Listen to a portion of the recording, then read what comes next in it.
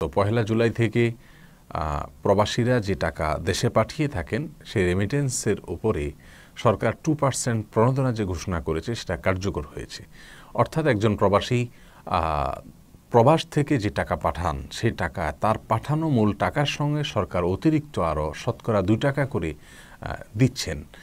এই যে টাকা সরকার প্রণোদনা হিসাবে দিচ্ছেন প্রবাসীদেরকে রেমিটেন্সের উপরে, যারা ব্যাংক থেকে ব্যাংকে টাকা পাঠাবেন তাদেরকে উৎসাহিত করবার জন্য, এটা গ্রহণ করা প্রবাসীদের জন্য অথবা প্রবাসীদের তরফ থেকে তাদের দেশে থাকা আত্মীয় স্বজনদের জন্য জায়েজ আছে কিনা, এটা অনেকেই জানতে চান।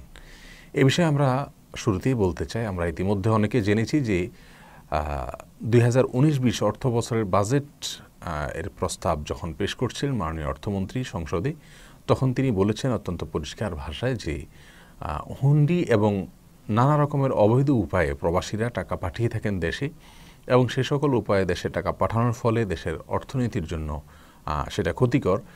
তো যাতে প্রবাসীরা ব্যাংক থেকে সরাসরি টাকা পাঠান ব্যাংকে, যার ফলে দেশের অর্থনীতির জন্য কল্যাণ বয়ে আনবে, দেশের অর্থনীতির জন্য যেটা কল্যাণকর, যাতে সেটাতে প্রবাসীরা উৎসাহিত হন, সেজন্য ব্যাংক থেকে সরাসরি ব্যাংকে টাকা পাঠালে হুন্ডি বা অবৈধ কোনো উপায়ে যদি টাকা না পাঠিয়ে ব্যাংক টু ব্যাংক পাঠানো হয়, তাহলে সেক্ষেত্রে প্রতি 100 টাকা 2 টাকা করে সরকার তরফ থেকে প্রণোদনা দেওয়া হবে, উৎসাহমূলকভাবে অতিরিক্ত দেওয়া হবে।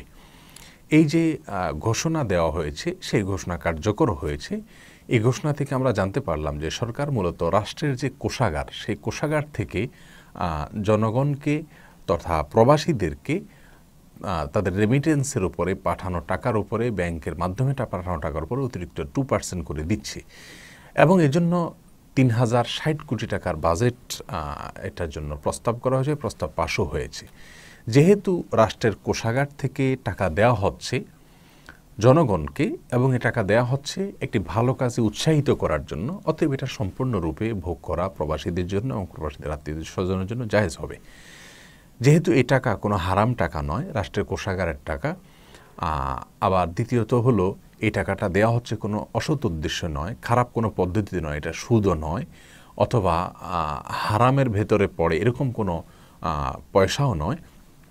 যেহেতু এটা ভালো কাজে বা সঠিক পথে যাতে মানুষ টাকা প্রেরণ করে সেজন্য উৎসাহ দেওয়ার জন্য টাকাটা দেওয়া হচ্ছে, ভালো কাজে উৎসাহিত করার জন্য কেউ কাউকে উপহার যদি দেয়, উপঢৌকন যদি দেয়, সেটা যেরকম এই বিষয়টি সম্পূর্ণ সেরকম। বিধায় এই টাকা গ্রহণ করা আমাদের জন্য সম্পূর্ণরূপে জায়েজ হবে। এ নিয়ে আমাদের দ্বিধাগ্রস্ত হওয়ার অথবা সন্দেহে থাকার কোনো সুযোগ নেই। প্রণোদনার এই টাকা শুধুমাত্র ভালো কাজে উৎসাহিত করার জন্য, এবং এই টাকা রাষ্ট্রের কোষাগার থেকে রাষ্ট্র দিচ্ছে, বিধায় জনগণ হিসাবে আমরা সেটাকে ভোগ করা বা গ্রহণ করা আমাদের জন্য সম্পূর্ণরূপে জায়েজ হবে। আল্লাহু আ'লাম।